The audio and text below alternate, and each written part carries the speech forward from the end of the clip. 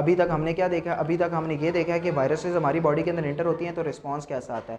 Viruses हमारी body के अंदर इंटर हुई है, मैंने आपको बताया कि वायरसेस तब इंटर होंगी, स्किन को तो काट के नहीं गुजर सकती, यानी स्किन को अगर कोई कट वगैरह लगा होगा तभी वायरस हमारी बॉडी के अंदर इंटर हुए होंगे। अगर कोई वायरस हमारी बॉडी के अंदर इंटर हो गया तो हमारे पास जो डर्मस है उसके नीचे ब्लड वेसल्स भी होंगी, वो ब्लड वेसल्स भी डैमेज हुई होंगी। वो ब्लड वेसल्स क्या करती है, इंटरफेरॉन 1 रिलीज़ करती हैं।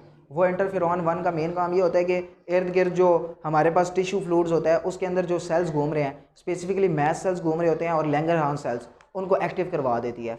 वो उनकी एक्टिवेशन से क्या होता है, वो डिफरेंट टाइप्स के केमिकल्स रिलीज़ करना स्टार्ट कर देते हैं, ब्रेडिकाइनेज, इंटरल्यूकिन्स, प्रोस्टाग्लैंडिन वगैरह वगैरह। अब वो इंपॉर्टेंट केमिकल्स क्या करते हैं, वो जैसे ही ब्लड के अंदर रिलीज़ होते हैं और ब्लड के अंदर जो न्यूट्रोफिल्स और मैक्रोफेजेस जा रहे होते हैं उनको कहते हैं कि साइट ऑफ इन्फेक्शन पे पहुंचो। यानी मिसाल के तौर पे न्यूट्रोफिल्स पहले सीधा सीधा जा रहे हैं, मैं यूं सीधा जा रहा था, पीछे फ़ौरन मुझे कोई पत्थर मार दे, मैं फ़ौरन बैकग्राउंड में पीछे से देखूंगा कि यार मुझे पीछे से किसी ने पत्थर मारा है और मैं उस पत्थर मारने वाले का पीछा करना स्टार्ट कर दूँ। इसी तरह जो न्यूट्रोफिल्स और मैक्रोफेजेस थे, मिसाल के तौर पर ये सीधा सीधा यूं जा रहे हैं, ये यूं जा रहे थे, ये मैक्रोफेजेस भी यूं जा रहे थे, न्यूट्रोफिल्स भी यूं जा रहे थे, मैक्रोफेज यूज आ रहे थे, न्यूट्रोफिल भी यूज आ रहे थे। अब यहाँ पे हिस्टामिन, ब्रैडिकाइनिन, ल्यूकोट्रीन, इन्होंने क्या किया, एक किस्म के इन पे अटैक किया। जैसे ही अटैक किया उसके बाद ये क्या करेंगे, इस तरफ मूव करना स्टार्ट कर देंगे। जैसे ही इस तरफ मूव करेंगे इनको पता है कि यहाँ पे कोई बैक्टीरिया या वायरस वगैरह एंटर हुआ है। मैंने आपको बताया कि बैक्टीरिया क्या काम करेगा, एट द सेम टाइम जब तक ये आ रहे होंगे कि ये हमारे पास जो स्पोरी वायरस है, ये वायरस मेन काम तब तक ये करेगा कि ये क्या करेगा, बॉडी के किसी सेल्स के अंदर इंटर होना स्टार्ट कर देगा। जैसे ही इंटर होगा तो ये क्या करेगा, हमें पता है एब्जॉर्प्शन करता है, उसके बाद ये रिलीज़ कर देता है अपना जो डीएनए या आरएनए है। वो डीएनए इसने रिलीज़ किया, वो डीएनए क्या गया, बॉडी के सेल्स के साथ मिल गया और बॉडी के सेल्स के साथ मिलने के बाद उसने अपनी भी प्रोटीन्स बनाना स्टार्ट कर दी और बॉडी की भी प्रोटीन्स बनाना स्टार्ट कर दी।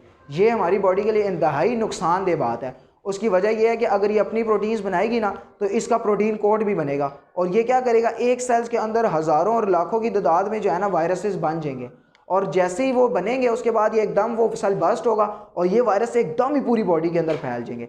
जिस तरह मिसाल के तौर पे मैंने किसी मुल्क पे जाके अटैक करना है और मेरे पास सिर्फ 20-30 बंदे हैं, सबसे पहले मैं क्या करूँगा, मैं उस जाके उस मुल्क के अंदर ये वायरसेस क्या काम करे, उस मुल्क के अंदर पहले जाके रह रहे हैं, उसके बाद छुप के एक जगह पे रहते हैं, उसके बाद जासूसियाँ करते हैं, यानी दूसरे मुल्क के लोगों के साथ मिल जाते हैं जो मेन बड़े बड़े ओहदों पे होते हैं और उनके साथ मिलने के बाद उनको मिला लेते हैं, साथ में छोटी छोटी अपनी आर्मी बनाते रहते हैं और एकदम ही उन पर अटैक कर देंगे और उनकी हुकूमत गिरा देंगे।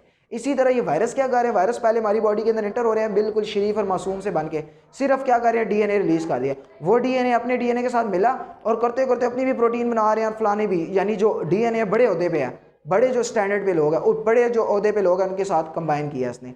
अब उसके बाद अपनी भी प्रोटीन बना रहा है और उसकी भी प्रोटीन बना रहा है, दोनों खुश खुश रह रहे हैं। लेकिन यही हमारी बॉडी के लिए बड़ा नुकसानदेह होगा क्योंकि ये एकदम लाखों की तादाद में बन जाएंगे और एकदम लाखों की तादाद में रिलीज़ होंगे और बॉडी को नुकसान पहुंचा देंगे।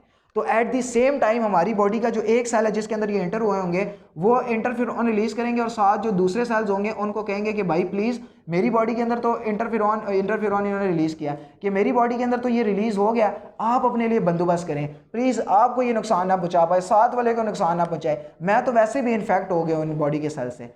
उसके बाद ये क्या होगा, मैंने आपको बताया कि ये जो प्रोटीन कोट होगी ये तो ऊपर ही रह जाती है, तो जैसे ये प्रोटीन कोट ऊपर रह जाती है तो ये प्रोटीन कोट इर्द गिर्द टिश्यू फ्लूइड्स में फ्लॉट कर रही होती है।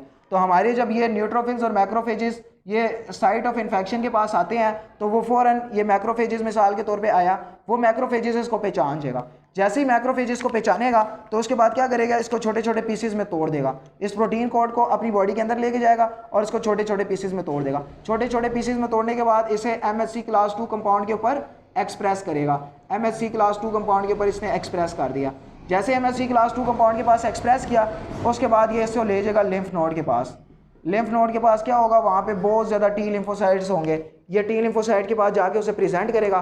T लिम्फोसाइट फ़ौरन साइटोटॉक्सिक T सेल्स बनवाएंगे या नेचुरल किलर सेल्स बनवाएंगे। ये T लिम्फोसाइट के पास लेके जाएगा। T लिम्फोसाइट क्या करेंगे, दो काम करेंगे, ये हमने पिछली वीडियो में आपको बताया हुआ है बार बार, अगर आपने पिछली वीडियोज़ नहीं देखी हुई तो वो पहले देख लीजिए। तो ये T लिम्फोसाइट दो काम करेंगे, एक तो ये क्या काम करेंगे, एक हेल्पर T लिम्फोसाइट बनाएंगे यानी T लिम्फोसाइट हेल्पर H वाले, और एक कहाँ काम करेंगे, ये साइटोटॉक्सिक T सेल बनाएंगे, साइटोटॉक्सिक T सेल्स जिन्हें हम NK सेल्स यानी नेचुरल किलर सेल्स भी कहते हैं। ये जो नेचुरल किलर सेल्स होंगे ना, ये फ़ौरन क्या करेंगे, ये पहुँचेंगे जिस सेल्स के ऊपर वायरस ने इन्फेक्ट किया हुआ है, इस सेल्स के ऊपर इन्फेक्ट किया हुआ है, इस सेल्स को पूरा का पूरा ये खा जाएंगे। ये नहीं करेंगे कि वो बैक्टीरिया वाले, जो पहले काम क्या होता था कि नेचुरल किलर सेल्स आते थे, अगर बैक्टीरिया एंटर हुआ होता था वो सिर्फ बैक्टीरिया को खाते थे, बैक्टीरिया को खाते थे और किसी चीज़ को नहीं खाते थे। लेकिन अब ये क्या काम करेगा, उसको पता है कि यार अगर ये सेल्स क्या है, इस सेल्स के अंदर लाखों की तादाद में वायरसेस इकट्ठे हो जाएंगे और वो एकदम फटेगा, इर्द गिर्द सारे सेल्स को नुकसान पहुँचाएंगे।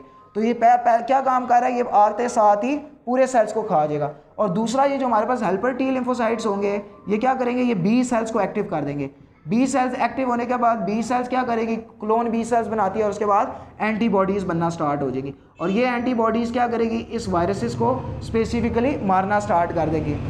पहला काम तो ये हुआ कि मैक्रोफेजेस आए, मैक्रोफेजेस ने क्या किया, इनको इनकी जो प्रोटीन कोड्स थी इनकी वजह से पहचान लिया। यही प्रोटीन कोड इनके लिए इंपॉर्टेंट है और यही प्रोटीन कोड इनको मरवा भी रही है। देखें, प्रोटीन कोड्स की वजह से पहचाना और टी सेल्स के पास ले गए और टी सेल्स ने इनके खिलाफ बी सेल्स को एक्टिव कराया और बी सेल्स ने एंटीबॉडीज़ बनवा दी इनके खिलाफ। दूसरा मेन काम क्या हो रहा है, मैंने आपको बताया, दूसरा मेन काम ये हो रहा है कि ये जो मैक्रोफेजेस हैं ये सिर्फ इनको मारते नहीं है, यानी मारने के बाद इनको रिप्रेजेंट नहीं करते, इसके अलावा ये दो इंपॉर्टेंट केमिकल्स और भी रिलीज करते हैं, ट्यूमर निक्रोटिंग फैक्टर अल्फा और दूसरा केमिकल रिलीज करते हैं इंटरल्यूकिन 1। इंटरल्यूकिन 1 क्या काम कर देगा, और लिम्फोसाइट्स को और मैक्रोफेजेस को अपनी तरफ खींचेगा और न्यूट्रोफिल्स को नीचे बुलाएगा कि यार आप जल्दी जल्दी से पहुंचो, क्योंकि ये जो वायरस है ये 20 मिनट बाद डिवाइड हो ही जा रहा है और हम बहुत कम है, वायरस बहुत ज़्यादा है, तो हमने इनको ज़्यादा मारना है। तो ये इंटरल्यूकिन 1 क्या करेगा, ज़्यादा से ज़्यादा उनको बुलाएगा। ट्यूमर न्यूक्लियोटाइड फैक्टर अल्फा क्या करेगा, ये दो काम करेगा, आपको बताया। एक तो ये क्या करेगा, ब्रेन सेल्स के पास जाएगा, ब्रेन में हाइपोथैलेमस को कहेगा टेम्परेचर रेस कराओ बॉडी का, ताकि ये कोई मेडिसिन वगैरह लें या कोई प्रोटीन्स कोई भी अपनी हेल्थ का ध्यान रखे। और दूसरा ये क्या काम करेगा, लिवर के पास जाएगा और लिवर को कहेगा कि यार आप क्या करो, लिवर को ये कहेगा कि आप बनाओ कंप्लीमेंट्री प्रोटीन्स, ताकि कंप्लीमेंट्री प्रोटीन्स जल्दी जल्दी जो है ना इनको मारने में इंपॉर्टेंट रोल प्ले करें। कंप्लीमेंट्री प्रोटीन के ऊपर क्या करेंगे, इनके पास जो है ना कंप्लीमेंट्री प्रोटीन आके अटैच होती हैं, 20 किस्म की प्रोटीन्स होती हैं और वो होल्स करती हैं, फिर इनका फ्लूइड बाहर आ जाता है वगैरह, वो लंबी स्टोरी है। तो मेन काम क्या हो रहा है, वायरसेस को हम किस तरह मार रहे हैं। वायरसेस को मारने का मेन तरीका ये है कि वायरसेस अपना काम परफॉर्म कर जाते हैं। वायरसेस क्या काम परफॉर्म करते हैं कि वायरसेस ने अपना डीएनए रिलीज़ किया, डीएनए रिलीज़ करने के बाद अपनी प्रोटीन्स बनवा रहा है, और यानी अपने प्रोटीन्स बनेगी तो उनके ये प्रोटीन कोड्स भी बनेंगे, शेल्स भी बनेंगे और इनका डीएनए आरएनए भी रेप्लिकेट होता रहेगा। तो ये हमारी बॉडी को बहुत सख्त नुकसान पहुंचा सकते हैं। बॉडी के पहला जो सेल्स था उसने सबसे पहले अपने हमसाए का ख्याल रखा, अपने हमसाए को इंटरफेरॉन के जरिए मैसेज पहुंचाया कि आप जो है ना अपने लिए पहले से इंटरफेरॉन प्रोटीन्स बनवा लें, क्योंकि वायरस ने मुझे इन्फेक्ट किया, इसके बाद आपको इन्फेक्ट करेगा। उसका जो प्रोटीन कोड था वो रिलीज़ हो गया। प्रोटीन कोड को मैक्रोफेजेस और न्यूट्रोफिल्स ने पहचाना, उसको छोटे छोटे पीसेस में तोड़ा, मैक्रोफेजेस ने, न्यूट्रोफिल्स भी छोटे छोटे पीसेस में तोड़ता है और तोड़ने के बाद उसे लिम्फ में वैसे ही रिलीज़ कर देता है। अब मैक्रोफेजेस ने इससे दो काम किए, एक तो इसे प्रेजेंट करके लेके गए और दूसरा मेन काम ट्यूमर निक्रोटिंग फैक्टर अल्फा और इंटरल्यूकिन 1 को रिलीज़ किया और इन्होंने अपने जाके आगे फंक्शन परफॉर्म करवाए। उम्मीद है इंशाल्लाह आपको ये वायरस से रिलेटेड वीडियो पसंद आई होगी और आपके कॉन्सेप्ट क्लियर होंगे। ओके, अल्लाह हाफिज़।